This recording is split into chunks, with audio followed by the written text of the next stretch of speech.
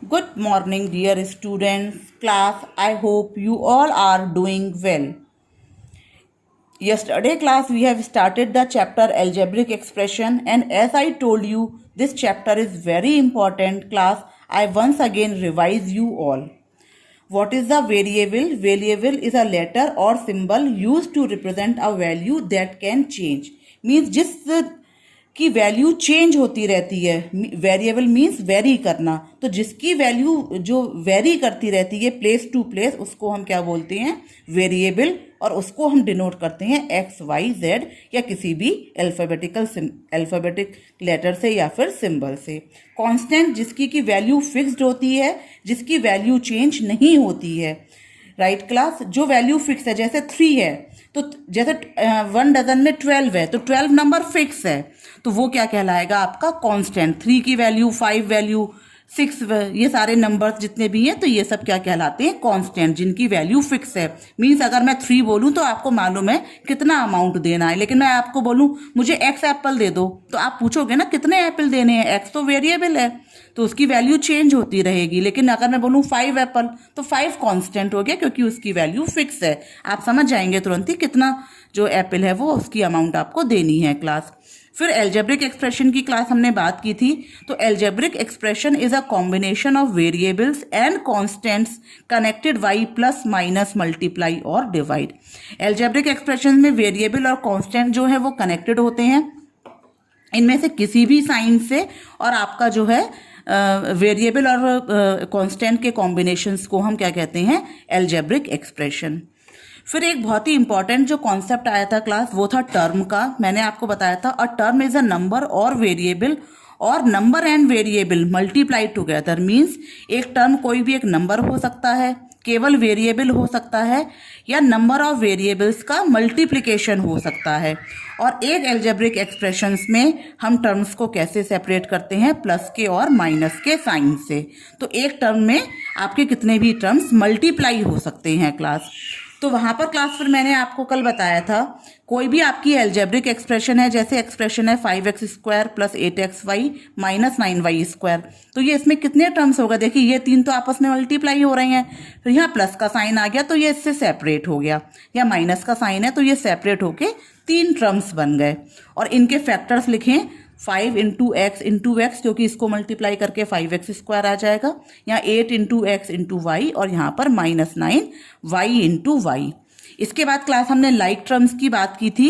तो जो टर्म्स जिनका वेरिएबल पार्ट बिल्कुल सेम होता है उनको हम कहते हैं लाइक टर्म्स, और जिनके वेरिएबल्स का पार्ट डिफरेंट होता है, चाहे पावर हो या सिर्फ वेरिएबल नहीं, मीन्स सिर्फ एक्स या वाई नहीं, उनकी पावर के साथ में भी हम देखेंगे. अगर वो डिफरेंट है तो वो लाइक अनलाइक कहलाएंगे. जैसे मैंने यहाँ क्लास एग्जाम्पल लिखा है, देखिए ये एक्स वाई है, ये एक्स स्क्वायर है केवल, ये एक्स वाई स्क्वायर, ये एक्स स्क्वायर वाई, तो ये अनलाइक की कैटेगरी में आएंगे. इसके बाद हम क्लास बात करेंगे कोफिशिएंट की. कोफिशिएंट बहुत ही इंपॉर्टेंट है. कोई भी आपका नंबर, कोई भी क्लास देखिए, जैसे आपका कोई भी एक टर्म आपको दे रखा है, कोफिशिएंट जो है टर्म्स के होते हैं. जैसे कोई भी आपकी एल्जेब्रिक एक्सप्रेशन है, अगर उसमें आपके एक ही टर्म है तो उसके हम कोफिशिएंट की बात करेंगे. 2 या 3 टर्म्स हैं तो उसमें अलग पर्टिकुलर एक एक टर्म के कोफिशिएंट की बात करते हैं. कोफिशिएंट क्या है? देखिए any of the factors along with the sign, कोई सा भी फैक्टर साइन के साथ में ऑफ द टर्म क्या कहलाता है? कोफिशिएंट कहलाता है. रिमेनिंग टर्म का, बचे हुए टर्म का, बचे हुए फैक्टर का. देखिए क्लास मैं आपको इसको अच्छे से समझाती हूँ. जैसे आपका नंबर है -5xy स्क्वायर, तो ये जो y स्क्वायर है ये किसका कोफिशिएंट हो जाएगा? -5x का. मीन्स वाई स्क्वायर को छोड़ के क्वेश्चन में जितनी भी चीज मल्टीप्लाई में लिखी हुई है ये उसका कोफिशिएंट हो जाएगा. सेम वे आप ये भी कह सकते हैं कि वाई स्क्वायर का कोफिशिएंट क्या है? -5x, और वाई स्क्वायर किसका कोफिशिएंट है? -5x का. सेम वे x किसका कोफिशिएंट है? -5y स्क्वायर का. या x का कोफिशिएंट क्या है? x का कोफिशिएंट क्या होगा? तो आप क्लास केवल x को छोड़ दीजिए, यहाँ पर क्या रह जाएगा? -5y square. तो इस तरीके से क्लास ये जो है मीन्स आपका जो टर्म है एक, उसमें से एक पार्ट आपने छोड़ दिया और बाकी का जितना भी रह जाएगा तो वो आपस में एक दूसरे के क्या हो जाएंगे, कोफिशिएंट हो जाएंगे। अब देखिए अगर हम यहाँ पर बात करें -5 की, तो -5 का कोफिशिएंट क्या होगा, XY²। और या फिर हम क्या कह सकते हैं, XY² का कोफिशिएंट क्या है, -5, क्योंकि -5 और XY² को आप माइनस करोगे तो ये पूरा टर्म बन जाएगा। यहाँ पर x को और -5y² को आप मल्टीप्लाई करोगे तो फिर से ये पूरा टर्म बन जाएगा। इसको और इसको मल्टीप्लाई करके -5x मीन्स कोफिशिएंट और जिसका वो कोफिशिएंट है उनको जब आप उसमें मल्टीप्लाई करते हो तो आपके पास पूरा ओरिजिनल टर्म आ जाता है क्लास। तो ज़्यादातर क्लास क्वेश्चंस में न्यूमेरिकल कोफिशिएंट की बात की जाती है। न्यूमेरिकल कोफिशिएंट क्या होता है, उस कोफिशिएंट में जो नंबर दे रखा है, जो कांस्टेंट पार्ट है, उसको हम कहते हैं न्यूमेरिकल कोफिशिएंट। तो जैसे इस क्वेश्चन में हमारा न्यूमेरिकल कोफिशिएंट क्या है, -5। क्लास ये बहुत ही सिंपल है। इसके बाद क्लास कुछ हमारे जो पर्टिकुलर एल्जेब्रिक एक्सप्रेशंस, देखिए क्लास एल्जेब्रिक एक्सप्रेशंस में जैसे जो वेरिएबल्स हैं उनकी कोई भी पावर हो सकती है, लेकिन कुछ एल्जेब्रिक एक्सप्रेशंस को भी हम कैटेगराइज करते हैं पॉलिनोमियल्स में। पॉलिनोमियल्स की क्लास एक डेफिनेशन है कि polynomials have non negative integer exponent of the variable. देखिए जो आपकी एक्स की जो पावर होगी वो जो है मतलब आपकी पॉजिटिव नॉन नेगेटिव होगी, मीन्स नॉन नेगेटिव इंटीजर होगा, मीन्स 0 हो सकता है, और कोई पॉजिटिव इंटीजर होगा मीन्स फ्रैक्शन नहीं हो सकता, अंडर रूट या क्यूब रूट में, या नेगेटिव पावर एक्स की नहीं होगी। तो उन एल्जेब्रिक एक्सप्रेशंस को हम क्या कहते हैं, पॉलिनोमियल्स। तो एल्जेब्रिक अब क्लास देखिए जितने भी आपके पॉलिनोमियल्स हैं वो सब किस में कैटेगराइज होते हैं, एल्जेब्रिक एक्सप्रेशन में। जो भी पॉलिनोमियल है वो आपका एल्जेब्रिक एक्सप्रेशन कहला सकता है, लेकिन हर एल्जेब्रिक एक्सप्रेशन जो है वो पॉलिनोमियल नहीं कहलाता है।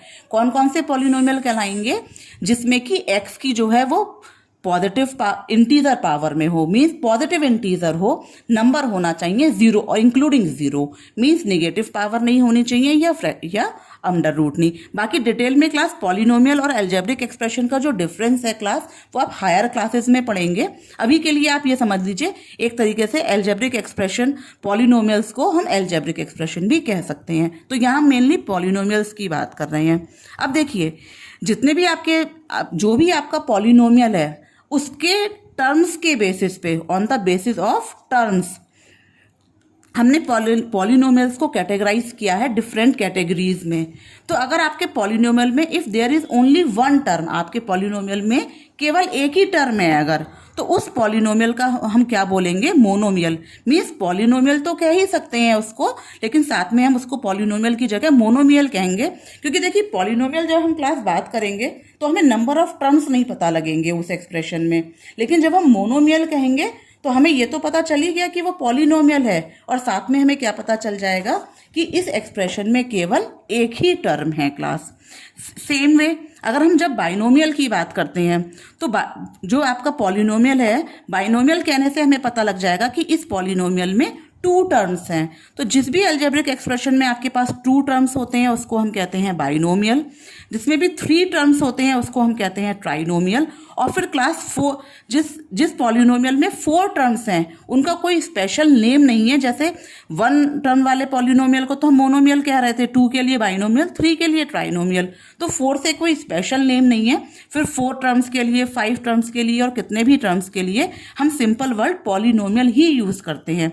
वहां पर हम बोल सकते हैं polynomial of 4 terms, polynomial of 3 terms.